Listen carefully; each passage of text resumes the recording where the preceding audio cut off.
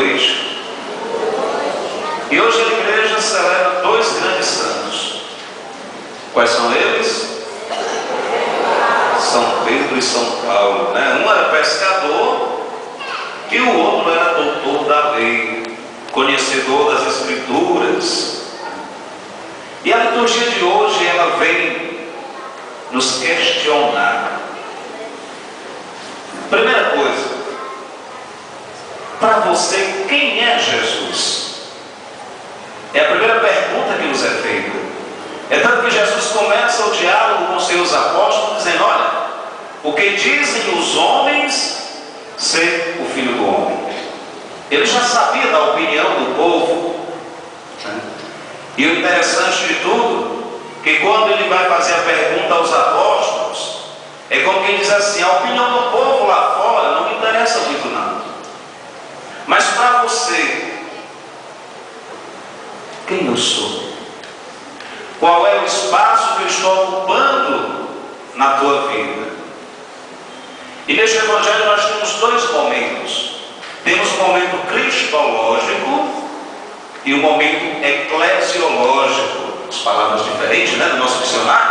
Pois então, o que é o momento cristológico? É quando Pedro diz: tu és o Messias, o Filho do Deus vivo.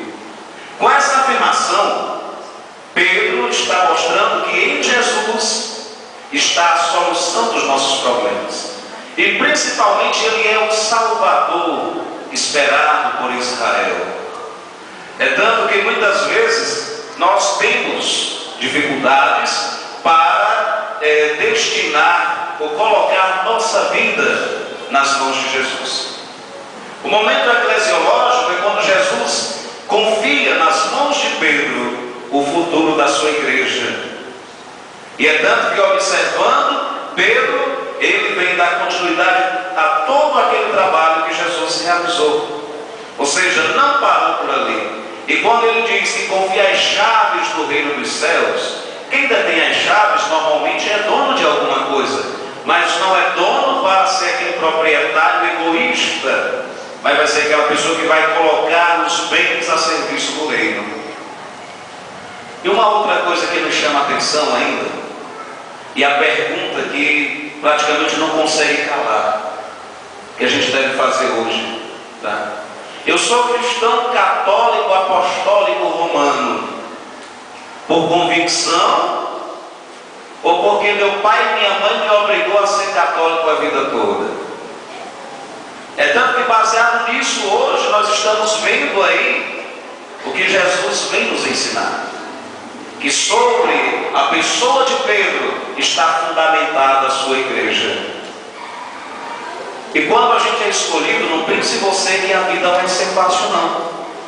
Não pense você que as coisas, a partir do momento que eu digo que eu sou de Jesus, não vai ter problema, não vai ter tribulação. Aí é que vai. Tem pessoas que dizem: mas Franzé, quanto mais eu rezo, mais assombração me aparece. Isso é comum a gente ouvir isso. Mas por que não está aparecendo assombração? Exatamente pelo seguinte: porque como você está sendo uma pessoa mais fiel e temente a Deus, pode ter certeza que vai surgir tudo para te derrubar e tirar do caminho.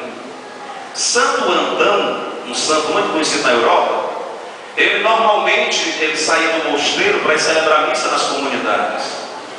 E um belo dia, ao sair de lá, ele viu em cima do mosteiro todo o telhado cheio de demônios. E ele ficou assustado com aquilo. E quando ele chega numa praça, tinha lá um bocado de gente bebendo, farreando, e só tinha um, e estava cochilando. Ele bate no ombro do demônio lá e pergunta: me diga uma coisa, por que aqui só tem um, e lá em casa, no mosteiro lá, está assim? Ele disse: porque nós estamos querendo aqueles que estão lá, porque são tementes àquele lá de cima. Esses aqui já são nossos. Não vão perder tempo, já são nossos. Aqui não faz perigo nenhum. Por isso que eu estou tirando essa soneca. E praticamente o convite que nos é feito é esse: é analisar a nossa vida.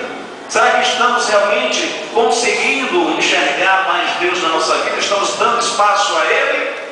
Ou a nossa vida, o nosso tempo é dedicado a outras coisas?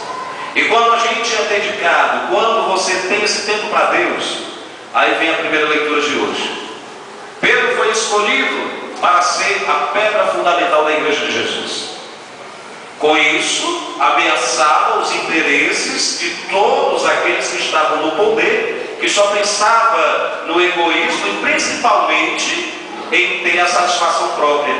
E os interesses do povo, que era bom, ficavam de lado. Por isso que Herodes manda matar Tiago, um dos apóstolos.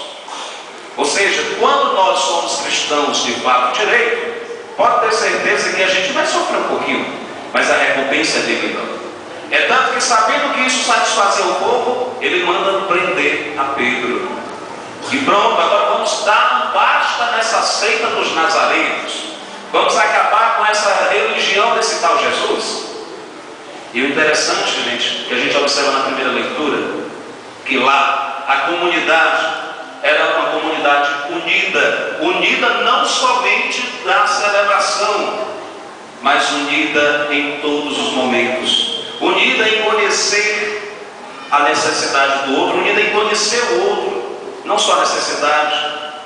É chegar aqui na igreja, ou mesmo em qualquer canto, perguntar: onde é que mora o senhor fulano de tal? E todo mundo conhece aquela pessoa, todo mundo defende aquela pessoa se necessário for. Mas muitas vezes nós cristãos temos a mania de jogar pedra em nós mesmos, certo? É tanto que se eu não valorizo, se eu não respeito a minha casa, quem é que vai respeitar? Quem é que vai valorizar? Quem é que vai edificar?